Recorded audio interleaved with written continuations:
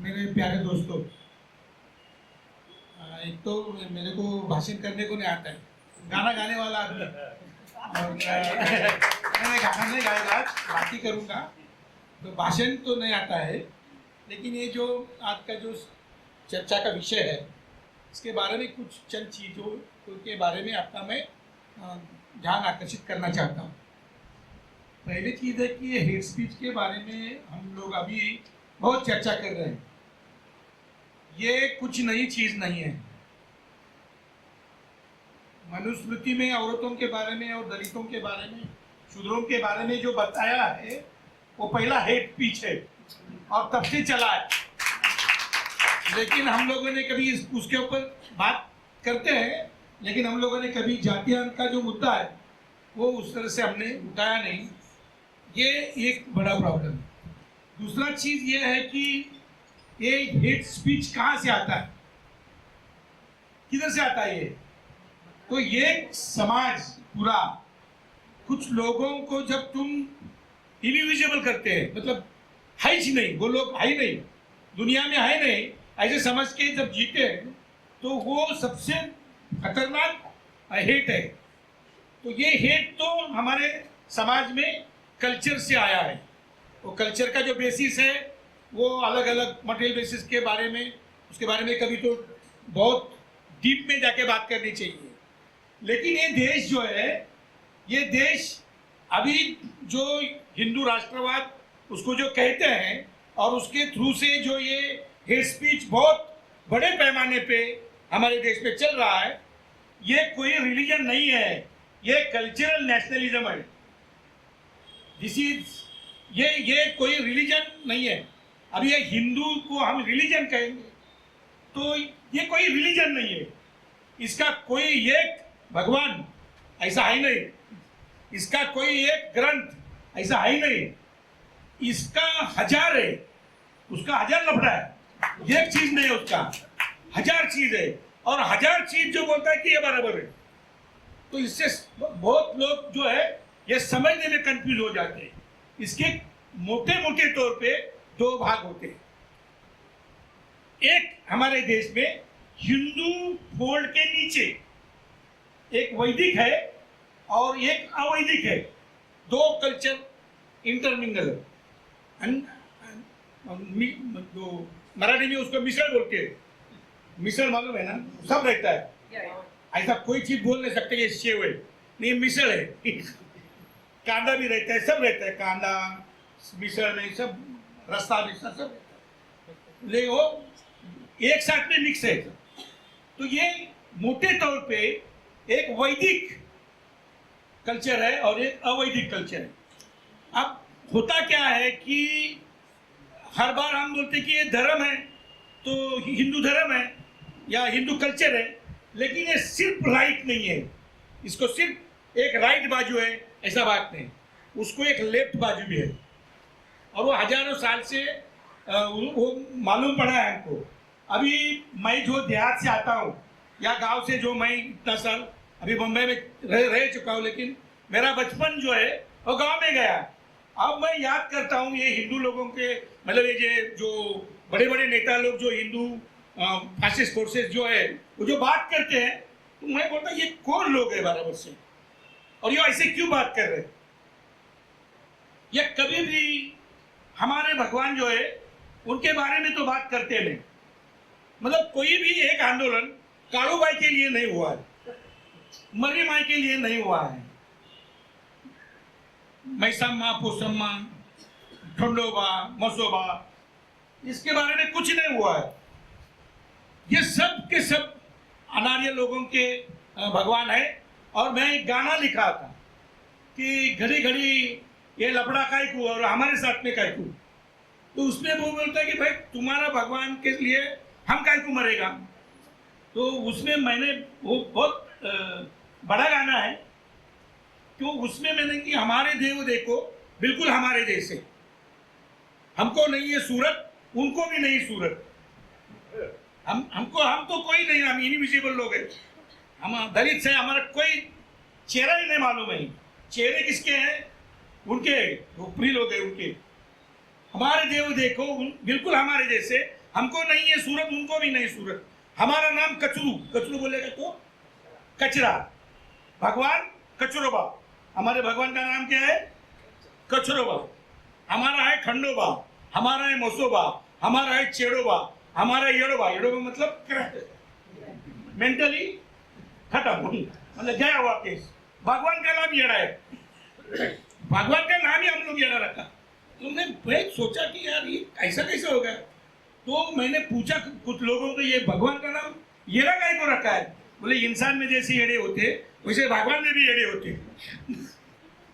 ये जो कल्चर है कि हम मटन मच्छी वाले, सल्ली डल्ली बोटी वाले, संडे को नल्ली वाले और गुड़सा ठोकने वाले, यू विल नॉट अंडरस्टैंड गुड़सा, that I will explain after. But हम जो खाते हैं वो हमारे भगवान खाते हैं। ये जो हमारे जो कल्चर है नीचे, इसको कभी भी, इसके बारे में कभी भी बात नहीं हुई।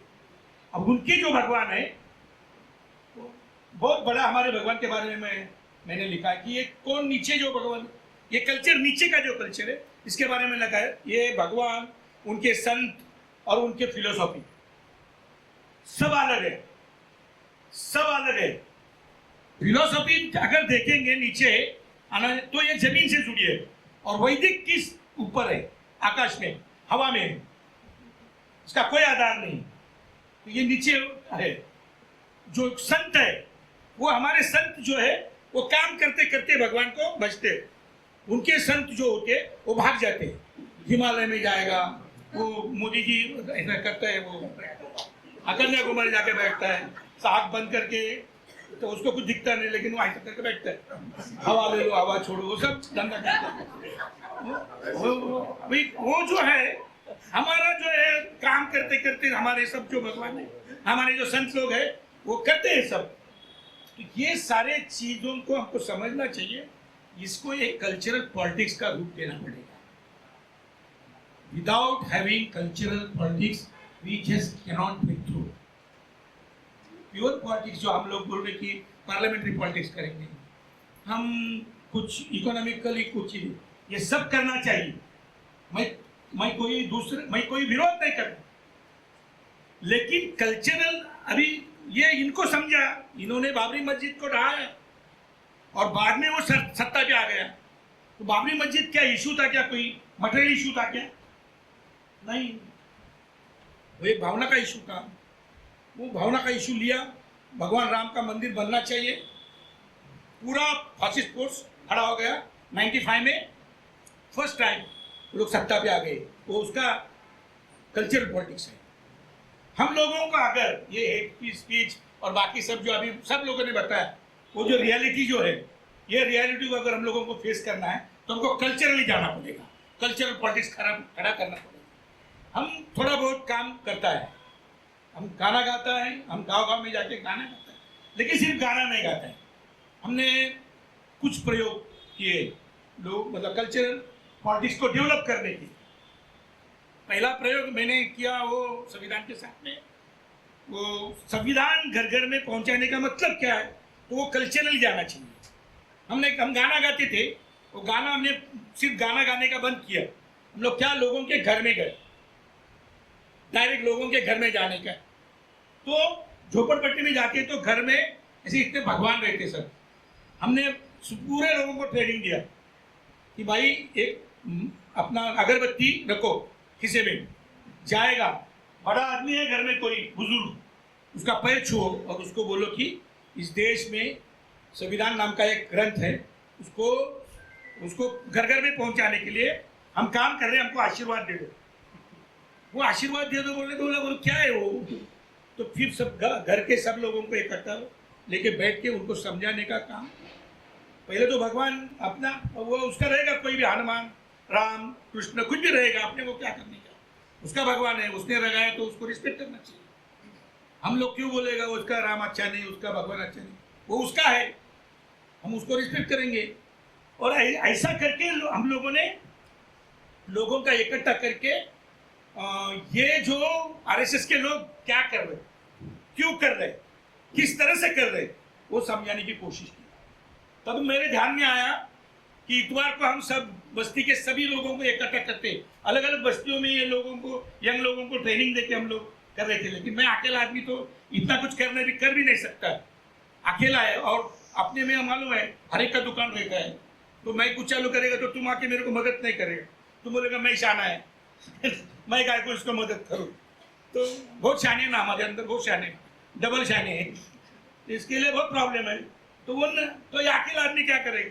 मैंने ट्राई किया, उसके बाद में मेरे ध्यान में आया कि भाई अपन जो कर रहे हैं बड़े लोगों के लिए, और ये बड़े लोग तो करप्ट है सब काम से गए हुए लोग हैं हम लोग, बड़े लोगों के साथ में कुछ ज्यादा हो नहीं सकता है। अरे बुढ़े बाटे हमारे जैसे क्या करने वाले, बात करेंगे और कुछ नहीं कर सकते, 4 एक्सपीरियंस रहेगा, बोलेगा कि मेरा ऐसा एक्सपीरियंस है। बच्चे लोगों के साथ में काम करना चाहिए। तो हम लोगों ने इंसानियत की पाठशाला नाम का एक प्रयोग किया, वो प्रयोग बहुत अच्छा गया। ये कल्चरल पॉलिटिक्स से ही आया। ये बच्चे लोगों को हम लोगों ने समझाया कि भाई प्रेम, प्यार क्या होता है। अभी प्रेम तो सिखा नहीं सकते, प्रेम किसको सिखा नहीं सकते, और प्रेम इस देश में, दुनिया में बहुत कम, एकदम मतलब प्रेम का भी जन्म हुआ है, मतलब अभी तक तो प्रेम आया नहीं। ये जो सूरज उगता है तो उसके पहले किरण आते हैं ना, वैसा है वो प्रेम का, तो चर्चा ही ज्यादा है प्रेम की। लेकिन ये दुनिया में प्रेम नहीं है। इंसान बहुत खतरनाक प्राणी है, वो छोटा चीज दिखता है तो बड़ा करके बहुत बबूम करते हैं। तो प्यार तो हमारे जीवन में है ही नहीं, बहुत कम है। वो आया है तो उसकी चर्चा बहुत है, लेकिन हमारे प्रैक्टिस में प्यार है ही नहीं।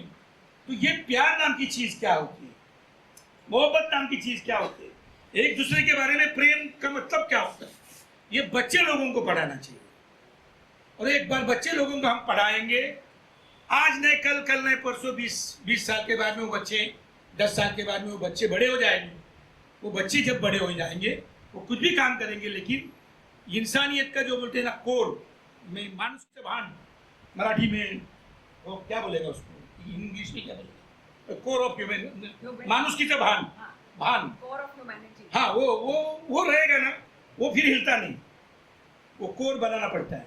और वो बचपन से ही हम लोगों को काम करना चाहिए। ये काम हम कर रहे हैं।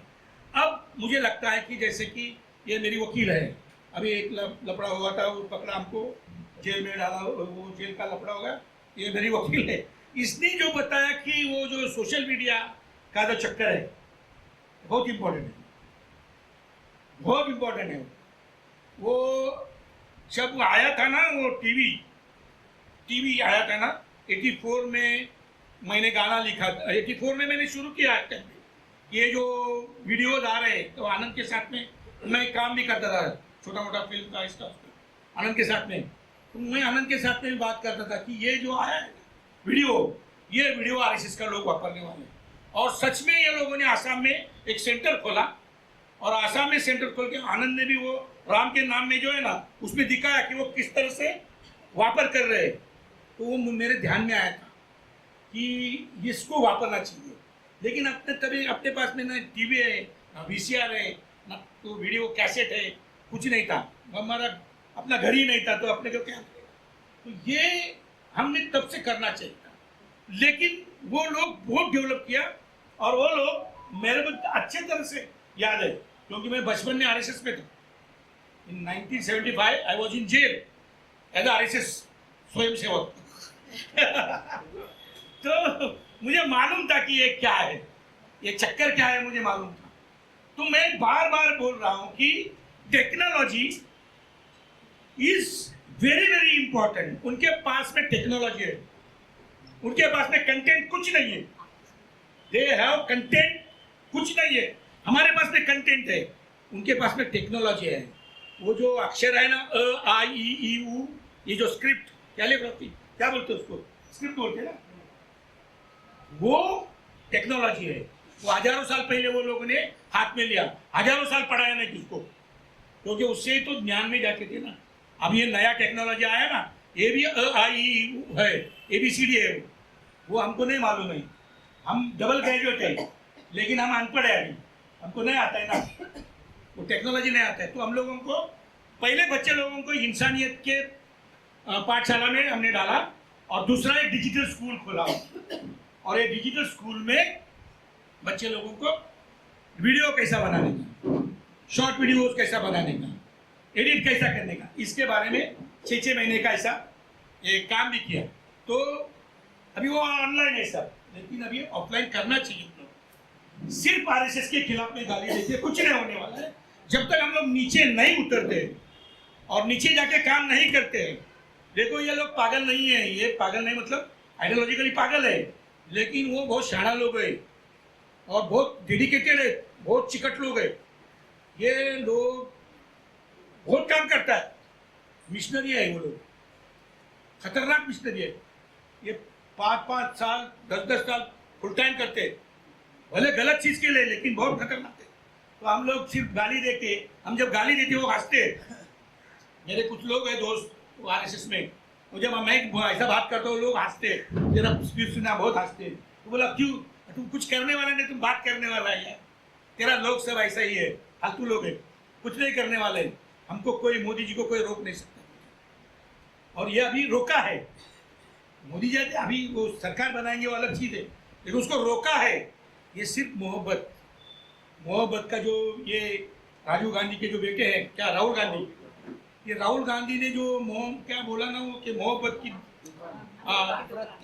नफरत के बाजार में मोहब्बत की दुकान खोली है, लेकिन वो आधी खोली है, अभी पूरी खोली नहीं है। वो कांग्रेस का आधा शटर डाउन है। वो सिर्फ ऐसा थोड़ा बहुत खोला है और अभी उतना उसका सक्सेस है। वो खोलना चाहिए पूरा, वो खोलेंगे नहीं क्योंकि वो फ्यूडल लॉर्ड्स है। ये राजीव गांधी का बेटा फ्यूडल नहीं है, उसको साथ बात किया मैंने, मेरे को समझ में आया, और अच्छा आदमी है, लेकिन वो उसके पास में सब पूरा चोर लोग है। तो ये पूरा फ्यूडल लॉर्ड्स है। ये फ्यूडल लॉर्ड्स तो उसको जिंदा नहीं रखेंगे। मोहब्बत की दुकान खोली है, लेकिन शटर थोड़ा सा खोला है, ये पूरा खोलना चाहिए।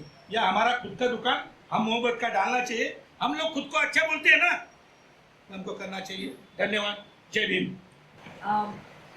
मैं आपको एक कहानी सुनाना चाहती हूँ। ये जो पंढरपुर की यात्रा निकलती है, उसमें वारकरी, आप ज़्यादातर यहाँ लोग जानते हैं कि इस क्षेत्र में भारत के वारकरी एक बहुत बड़ा संप्रदाय है।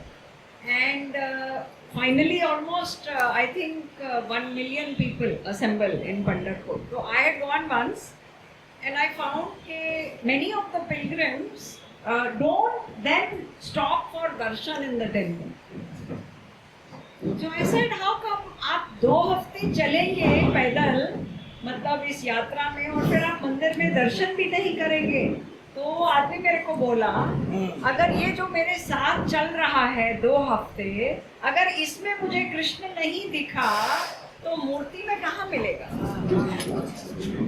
तो ये कहानी जो है मुझे हमेशा याद कराती है कि मोहब्बत और प्रेम जो है वो बुनियादी है, जो आपने कहा ना, कोर ऑफ ह्यूमैनिटी, और वो आज भी उतना ही जिंदा है जितना पहले कभी था।